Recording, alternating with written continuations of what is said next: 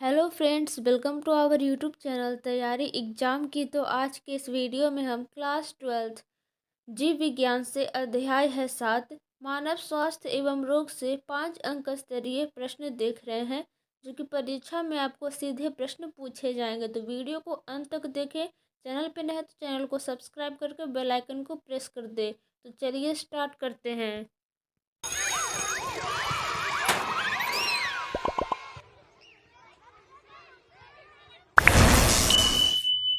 जैसा कि आप सभी देख सकते हैं, हम यहाँ पे आ चुके हैं। ये देख लीजिए, biology in human welfare unit 8 है, ह्यूमन हेल्थ एंड डिजीज। और ये चैप्टर 7 है न्यू एनसीईआरटी बुक के अकॉर्डिंग। तो उसी के अनुसार हम लोग देखेंगे। देख लीजिए, प्रश्न संख्या 1 कह रहा है, कैंसर क्या है, इसके कारण, प्रमुख प्रकार तथा उपचार का वर्णन करें। और ये सभी क्वेश्चन जो है बहुत ही महत्वपूर्ण है, तो वीडियो को अंत तक जरूर से जरूर देखें आप सभी। तो उत्तर हो जाएगा, कैंसर रोग एक प्रमुख खतरनाक बीमारी है जिसमें शरीर की सामान्य कोशिकाओं में तेजी से अनियंत्रित विभाजन तथा वृद्धि होने लगती है, जिससे ट्यूमर बन जाता है। इस प्रकार की कैंसर युक्त कोशिकाएं शरीर के एक हिस्से से दूसरे हिस्से में या फैल जाती है, जिसे मेटास्टेसिस कहते हैं। ठीक, अब देखिए कैंसर के कारण। कैंसर प्रभारी कई तरह के घटक होते हैं। इसे कैंसरकारी घटक यानी कि कार्सिनोजेंस कहते हैं, जैसे मस्टर्ड गैस, कोल विनाइल क्लोराइड इत्यादि। ऐसे कार्सिनोजेनिक एजेंट के द्वारा शरीर की कोशिकाओं में मौजूद निष्क्रिय प्रो ओंकोजिन सक्रिय होकर ओंकोजिन बन जाता है, जो कोशिका विभाजन को अनियंत्रित कर वृद्धि को तेज कर देता है। अब देखिए कैंसर के प्रकार। तो मुख्य रूप से कैंसर निम्नलिखित प्रकार के होते हैं। ए में है कार्सिनोमा, इसमें आवरण ऊतक का मैलिग्नेंट ट्यूमर बनने लगता है जो प्रमुख अंगों को आवरण बनाता है। बी में है यहाँ पे सार्कोमा, यह संयोजी ऊतक का कैंसर है। सी में आता है यहाँ पे ल्यूकेमिया, यह एक प्रकार का रक्त कैंसर है जिसमें श्वेत कणिकाओं की संख्या तेजी से बढ़ने लगती है। कैंसर के उपचार के बारे में कुछ बातें जानते हैं। पहला में है सर्जरी के द्वारा अर्बुद यानी कि ट्यूमर को हटाना। दूसरा में है कैंसर कोशिका को रेडियोथेरेपी द्वारा नष्ट करना। तीसरा में है कीमोथेरेपी द्वारा कैंसर कोशिका की वृद्धि को रोकना। ठीक है, अब देखिए प्रश्न संख्या 2 आता है, HIV की क्रिया विधि का वर्णन करें। तो उत्तर हो जाएगा, HIV शरीर में आ जाने के बाद मैक्रोफेज में प्रवेश करता है, जहां उसका RNA genome enzyme reverse transcriptase की सहायता से रिप्लिकेशन द्वारा वायरल डीएनए बनाता है। आगे की क्रिया को चित्र द्वारा दर्शाया गया है, जो कि आप लोग चित्र में देख सकते हो। पश्च विषाणु विषाणु आरएनए कोड, ये विषाणु संक्रमित प्रसामान्य कोशिका है, ये प्राणी कोशिका है, प्लाज्मा झिल्ली है इसे कहते हैं, जो आप लोग ये देख रहे हो ये सभी। तो आगे देख लीजिए इसमें क्या क्या लिखा हुआ है, उसे भी देख लेते हैं। विषाणुवीय आरएनए कोशिका में प्रवेशित होता है, फिर विषाणुवीय डीएनए प्रताप ट्रांसक्रिप्टेज द्वारा उत्पन्न होता है। विषाणुवीय डीएनए परपोषी संजीव ये जीवों में समाविष्ट होता है। फिर उसके बाद संक्रमित कोशिका द्वारा उत्पन्न नया विषाणुवीय आरएनए बनता है। उसके बाद नए विषाणु उत्पन्न होता है। फिर है यहाँ पे केंद्रक डीएनए ये है।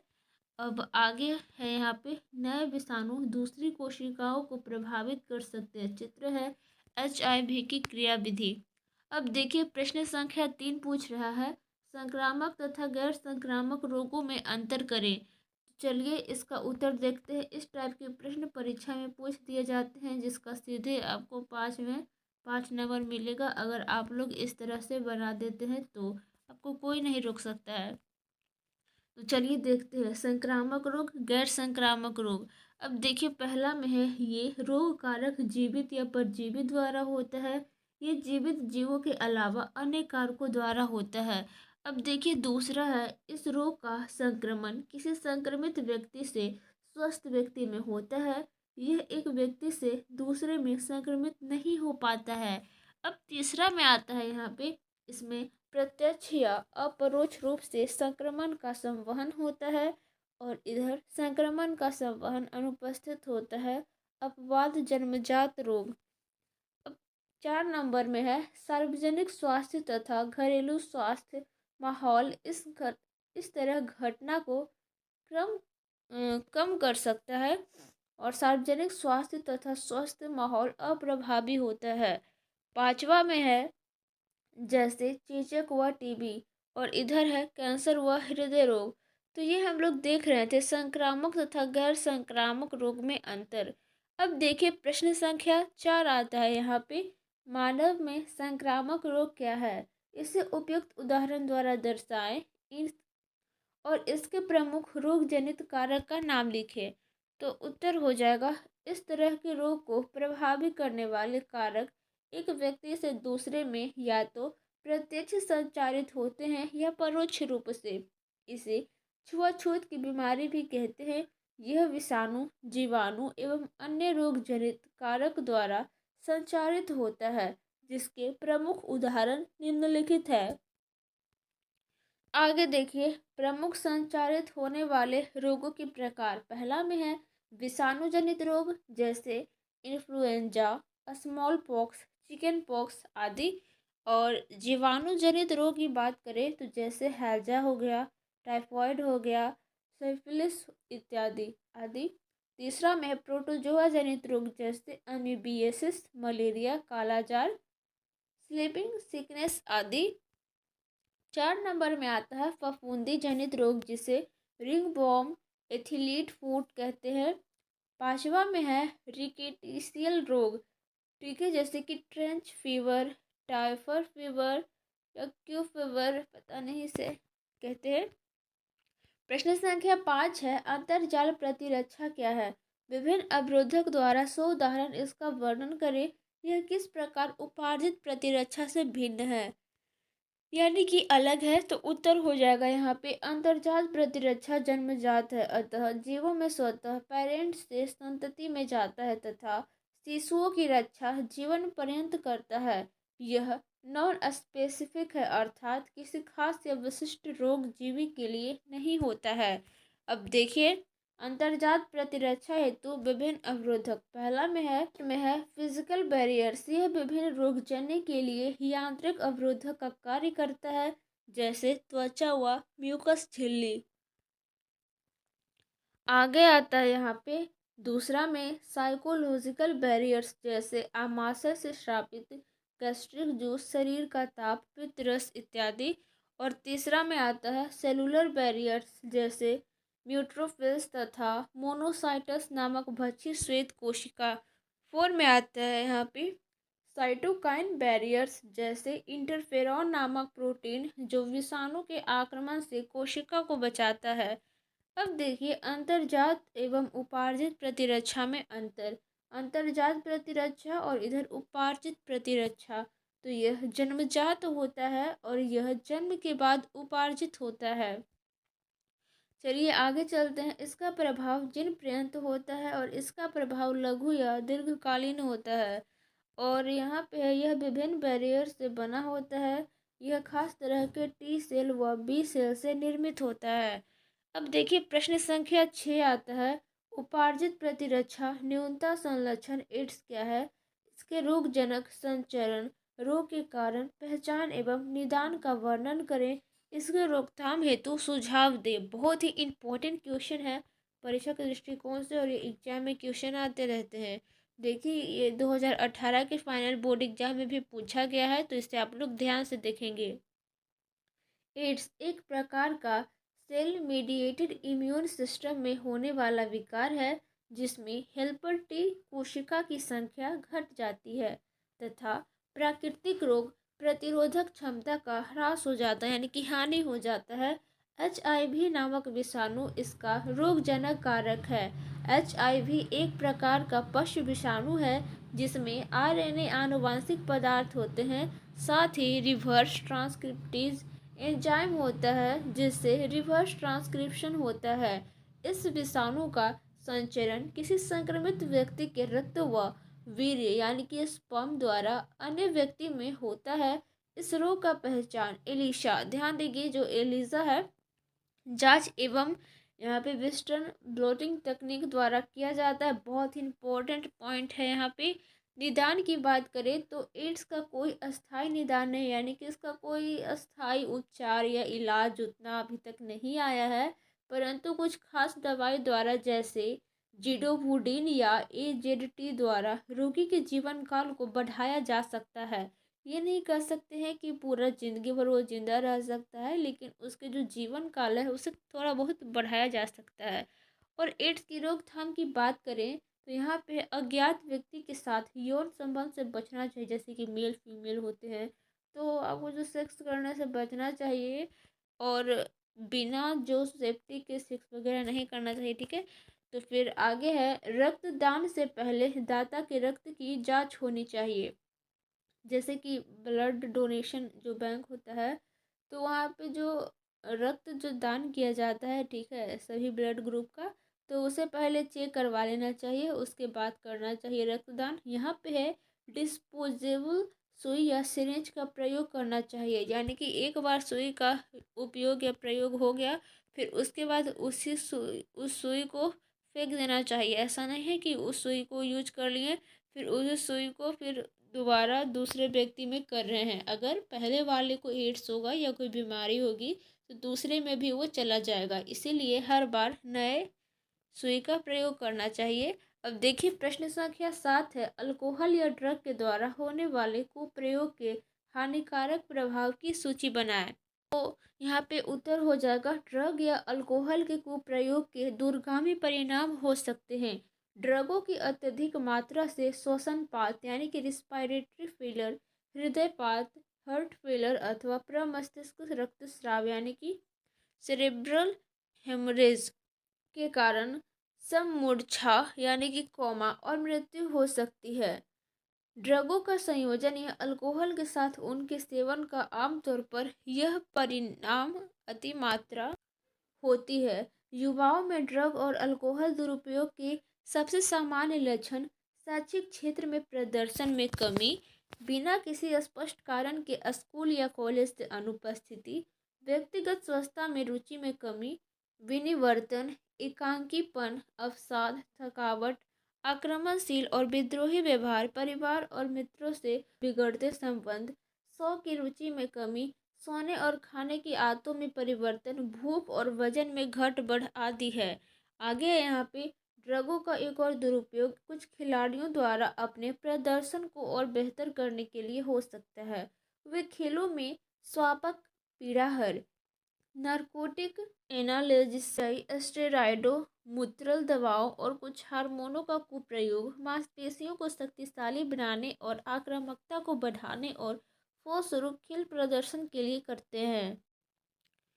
तो चलिए चलते हैं प्रश्न संख्या 8 की तरफ। कह रहा है, क्षय रोग या टीबी तथा टाइफाइड के लक्षण, रोकथाम एवं नियंत्रण पर नोट लिखें। तो उत्तर में हो जाएगा टीबी या क्षय रोग। इसे ट्यूबरोक्लोसिस कहते हैं इंग्लिश में। टीबी को प्रायः क्षय रोग कहते हैं, ये बात भी आपको याद रखनी है। यह रोग मनुष्य में माइकोबैक्टीरियम ट्यूबरोक्लोसिस नामक जीवाणु द्वारा होता है। माइकोबैक्टीरियम, इससे ट्यूबरकुलिन नामक विष का श्रावण होता है जो संक्रमित अंगों को पूर्ण रूप से फैलकर उसके या उनके ऊतकों को हानि पहुंचाता है। लक्षण की बात करें यहाँ पे तो फेफड़ा, श्वास नली आदि के संक्रमण से सांस लेने में दिक्कत होती है। और आगे है, रोगी को भूख कम लगती है, लगातार बुखार रहता है तथा यदा कदा खांसी के साथ मुंह से रक्त भी निकलता है। रोकथाम में देखिए, संक्रमित व्यक्ति के संपर्क से बचना चाहिए। नियंत्रण की बात करें तो लंबे समय तक विशेष प्रतिजैविकी दवाओं के सेवन से इस बीमारी पर नियंत्रण किया जा सकता है। अब आगे है टाइफाइड। यह एक संक्रामक रोग है जो साल्मोनेला टाइफी नामक जीवाणु के कारण होता है। याद रखेंगे, साल्मोनेला टाइफी। आगे है, यह जीवाणु रोगी के मल मूत्र एवं रोगी के रक्त में पाया जाता है। घरेलू मक्खी रोगी के मल मूत्र या भोज्य पदार्थों पर बैठकर उन्हें दूषित कर देती है और बीमारी फैलाती है। दूषित भोजन ग्रहण करने के पश्चात यह जीवाणु धीरे धीरे शरीर में आंत होते हुए रुधिर प्रवाह में चला जाता है। अब आगे है लक्षण यानी कि सिम्पटम्स के बारे में। इसमें सिर दर्द, आमाशय दर्द के साथ साथ मानसिक तनाव होता है। 3-4 सप्ताह तक बुखार बना रहता है। तेज बुखार लगातार बना रहना घातक साबित हो सकता है।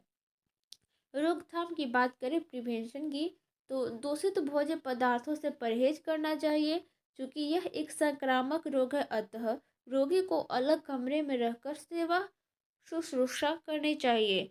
आगे है रोग के बचाव के लिए टीका टीएबी लिया जाना चाहिए। नियंत्रण की बात करें कंट्रोल की, तो इस बुखार का नियंत्रण प्रतिजैविकी द्वारा किया जा सकता है। अब देखिए प्रश्न संख्या 9 आ चुका है यहाँ पे। निमोनिया एवं डेंगू रोग के प्रमुख लक्षण, संचारण, प्रकार, रोकथाम एवं इसके उपचार का वर्णन करें। तो उत्तर हो जाएगा निमोनिया एवं डेंगू दो प्रमुख घातक बीमारी मनुष्य के लिए है। न्यूमोनिया स्ट्रेप्टोकोकस न्यूमोनियाई नामक जीवाणु द्वारा होने वाली बीमारी है जिसका संक्रमण लंग्स में होता है यानी कि फेफड़ों में। इस जीवाणु का संचारण रोगी के थूक यानी कि स्प्यूटम द्वारा स्वस्थ मनुष्य में होता है। प्रमुख लक्षण की बात करें तो वसिका तथा म्यूकस का लंग्स को एल्वियोलाई एवं ब्रोंकियोस में संग्रहण जिससे लंग्स में समुचित हवा प्राप्त नहीं हो पाता है। इससे गैस का एल्वियोलाई में समुचित आदान प्रदान नहीं हो पाता है। रोकथाम में उपाय की बात करें तो पीड़ित व्यक्ति के संपर्क से बचना ही समुचित रोकथाम के उपाय है। अभी तक कोई उचित टीका विकसित नहीं हो पाया है। अब इलाज की बात करें तो पेनिसिलिन, स्ट्रेप्टोमाइसिन तथा एम्पिसिलिन नामक दवाओं का प्रयोग। और डेंगू ज्वर यह फ्लेवारिवो नामक विषाणु द्वारा होने वाली बीमारी है। इसे ब्रिक बोन फीवर भी कहते हैं। यह ज्वर एडिस एजिप्टाइन नामक मच्छर के काटने से फैलता है। ठीक है, इस बीमारी के प्रमुख लक्षण हैं। देखिए कौन कौन से लक्षण है। पहला में आता है तेज बुखार, दूसरा में है ललाट में तेज दर्द, तीसरा में है पेशी तथा संधि दर्द एवं फोर में है भूख में मंदी इत्यादि। रोकथाम की बात करें तो मच्छर के प्रजनन स्थान को नष्ट कर इसे बचाव प्रमुख रोकथाम के उपाय है। डेंगू ज्वर दो प्रकार के होते हैं। ए में है क्लासिकल डेंगू और बी में है हेमोरेजिक डेंगू। ठीक है, अब देखिए प्रश्न संख्या 10 आता है। मलेरिया रोग के रोगजनक कारक जीव या संक्रमण के कारण तथा लक्षणों को लिखें। तो उत्तर हो जाएगा मलेरिया। रोगजनक प्लाज्मोडियम विवेक्स एक मलेरिया परजीवी है। संक्रमण के कारण तो स्पोरोजोइट्स नामक परजीवी की एक अवस्था जो मादा एनोफिलीज मच्छर के काटने से मनुष्य के रक्त में प्रवेश कर जाता है। फिर यकृत एवं लाल रक्त कणिकाओं में विभाजित होकर गेमेटोसाइट्स अवस्था द्वारा किसी अन्य मादा एनोफिलीज मच्छर में जाकर अपना जीवन चक्र पूरा करता है। आइए अब देखते हैं लक्षण। कुछ घंटों के अंतराल पर ठंड एवं शारीरिक कंपन के साथ तीव्र ज्वर यानी कि फीवर होता है। कितना से कितना डिग्री फ़ारेनहाइट, तो 104 से 106 डिग्री फ़ारेनहाइट के साथ सिर दर्द, बदन दर्द आदि के साथ हृदय की धड़कन का तेज होना, साथ ही एकाएक पसीना के साथ ज्वर का उतरना, लाल रक्त कण के टूटने के कारण हीमोजोइन नामक विषैले पदार्थ का रक्त में फैलना जिससे बार बार ज्वर की पुनरावृत्ति होती रहती है। अब देखिए प्रश्न संख्या 11 आता है। हेपेटाइटिस के कारण लक्षण, नियंत्रण तथा रोकथाम का वर्णन करें। तो उत्तर में हो जाएगा हेपेटाइटिस एक विषाणु जन्य रोग है जो यकृत में संक्रमण से होता है। ये विषाणु कई प्रकार के होते हैं जैसे hepatitis A, hepatitis B, C, D, तो ये और ई भी प्रकार के होते हैं वगैरह। हेपेटाइटिस ए दूषित भोजन या पानी द्वारा संक्रमण से होता है, इसीलिए दूषित पानी या भोजन न खाएं। या जैसे कि पानी आपको गंदा वगैरह लग रहा है तो आप लोग उसे उबाल के पी ले। भोजन आपको रात का है तो थोड़ा बहुत फ्राई करके खा लें, और ज़्यादा खराब हो रहा है तो आप लोग इसे फेंक दें। जबकि हेपेटाइटिस बी रुधिर, लाल आदि के संक्रमण से होता है। लार आदि के संक्रमण से होता है। लक्षण की बात करें सिम्टम की, तो रोगी का यकृत बड़ा हो जाता है।